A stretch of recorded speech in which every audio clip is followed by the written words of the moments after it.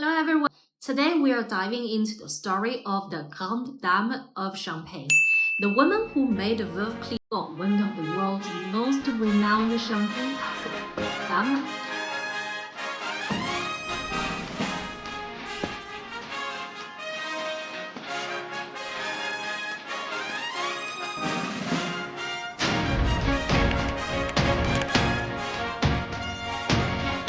Who made this champagne? It's from the Veuve Clicquot winery. Excellent! I declare this is the only champagne I'll drink. In 1814, as the Napoleonic Wars came to an end, Veuve Clicquot's champagne made a dazzling debut in Russia. Tsar Alexander I's enthusiastic endorsement sparked a trend, with the Russian court and aristocracy eagerly imitating him. Champagne became the drink of choice for high society celebrations. Everyone in the court wanted a bottle of Veuve Clicquot, asking the question, who exactly is Veuve Clicquot?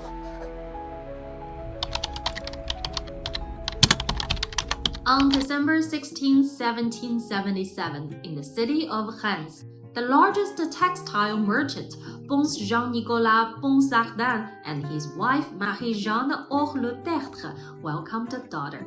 They named her Barbe-Nicole Ponsardin. Reims, located northeast of Paris at the northern edge of the Champagne region, is the most populous city in the Marne department of France.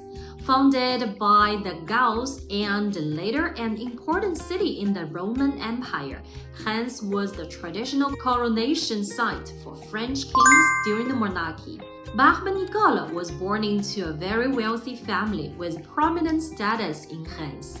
In June 1775, when King Louis XVI came to Reims for his coronation, Jean-Nicolas was chosen as a key city representative to deliver a speech to the king. From 1810 to 1820, Jean-Nicolas served as the mayor of Reims and was granted the title of Imperial Baron on January 7, 1814. I grew up in this historically rich and culturally vibrant city. As a child, I attended the l'Abbaye Saint-Pierre-les-Dames convent school alongside children of the royal family. But in 1789, the French Revolution broke out. My father managed to bring me home just before the upheaval reached us. Some accounts suggest Barbe-Nicole hid briefly in the home of a dressmaker after escaping from the school, while others claim she simply disguised herself in the dressmaker's clothing to make her way safely home. Regardless of the details, after the Terreur period, Barbe-Nicole returned to her family at the Hôtel Ponsardin estate, where she received a private education at home. Next door to the Ponsardin estate lived the Clicquot family, led by patriarch Philippe Clicquot, who, like the Ponsardins, ran a successful textile business. As major competitors in the industry, the two families eventually decided to unite their resources. The savvy 18th century businessmen Jean-Nicolas and Philippe arranged for their children to marry. On June 12, 1798, at the age of 21, I married François Clicquot, the only son of the Clicquot family. It was the end of the French Revolution, and our wedding reflected the spirit of the times. The ceremony was conducted by a prêtre réfractaire, a defiant priest, and held in a wine cellar. The priest gifted us a book by Dom Pérignon as a wedding present. Yes, Dom Pérignon, the legendary figure often credited with inventing champagne and introducing sparkling wine production to the Champagne region. Although this legend is not fully verified, his recognized contribution to champagne lies in blending different grape varieties before pressing to improve the wine quality. François was a spirited idealist, full of life and imagination. He had little interest in the textile business, but was eager to expand the small winery founded by my father-in-law, Philippe Clicquot, in 1772. However, Philippe didn't see much profit in the wine business and didn't support his son's ambitions.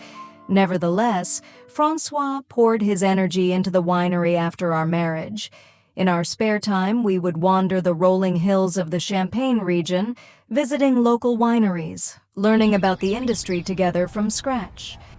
Despite Francois and Barbe-Nicole's shared passion for the champagne business and the considerable effort they invested in the winery, the business struggled. Financially unstable, the winery teetered on the brink of collapse. At the age of 31, Francois suddenly developed a high fever and passed away just 12 days later on October 23, 1805, 7 years into their marriage. He succumbed to typhoid, leaving Barbe-Nicole a widow at 27 with their 6-year-old daughter, Clémentine Clicquot. While the family officially claimed typhoid as the cause of death, rumors swirled in Reims and the winery that Francois had taken his own life out of despair over his failed efforts to grow the family business. Perhaps due to grief over losing his only son and heir, Philippe Clicquot considered selling the winery after Francois' death. But Barbe-Nicole was resolute in her refusal to sell the fruit of her husband's labor. I'm willing to risk losing my inheritance if you'll invest a bit more in the business and let me run it. At first, her decision was met with resistance from the family, including myself, but she persuaded me.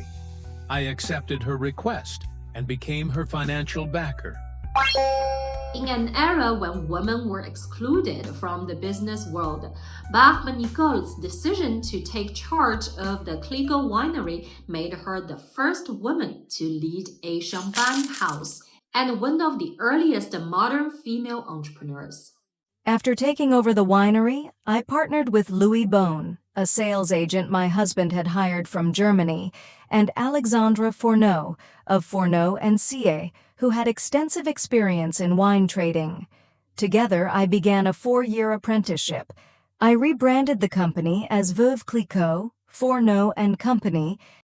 Louis Beaune became a close friend, confidant, and a lifelong business partner to Barbe-Nicole, with rumors suggesting he might have also been her lover. In the early days of the winery, Louis personally traveled to Russia to promote champagne, skillfully ingratiating himself into the Russian royal court. He established strong personal ties with Tsar Alexander I and Tsarina Elizabeth Alexeyevna, opening the door for Clicquot champagne in Russia. As for my other partner, Fourneau & Company, they left the partnership within a few years due to the significant challenges our winery faced in its early days. She then renamed the company Veuve Clicquot Ponsardin, the brand we recognize today. 5 years after taking over the winery, Barbe-Nicole decided to craft a wine exclusively from grapes harvested in 1810, creating the first vintage champagne in history. This was the birth of what we now call Champagne Cuvée, a pioneering achievement by the Grande Dame of Champagne herself. In 1811, a comet streaked across the night sky. I was deeply inspired and introduced a vintage champagne named Vin de la Comète, Comé wine. 1811 marked the final stages of the Napoleonic Wars. At the time, Barbe-Nicole had no idea that her cellar housed what would become the legendary 1811 vintage champagne. She only knew that her winery faced the dire threat of bankruptcy. During the turmoil of the Napoleonic Wars, the Tsar issued a decree banning French wines transported in bottles. Champagne, which could not be shipped in barrels without losing its signature effervescence, was particularly targeted, a clear challenge to Napoleon's beloved sparkling wine. To keep my business afloat, I had to send my agents across Europe, navigating treacherous conditions to sell our champagne. To avoid British blockades, they traveled under American flags. I knew that once the war ended, Europe's royal courts would celebrate the historic victory with champagne, creating immense demand for what I had crafted. During the war, maritime trade was paralyzed. To circumvent the crisis, Barbe-Nicole arranged for a ship to clandestinely transport 10,550 bottles of sweet champagne tailored to Russian tastes out of France to Amsterdam. There, Barbe-Nicole and her champagne waited quietly for peace. In 1814, as the Napoleonic Wars ended and the blockades lifted, she sent this shipment to Russia straight away, beating her competitors to the market by several weeks. Her champagne made a sensational debut in Russia, with Tsar Alexander I declaring it the only champagne I will drink. The Russian court and aristocrats quickly followed suit, making Veuve Clicquot synonyms with celebration among high society. I went from the brink of bankruptcy to worrying about meeting the overwhelming demand.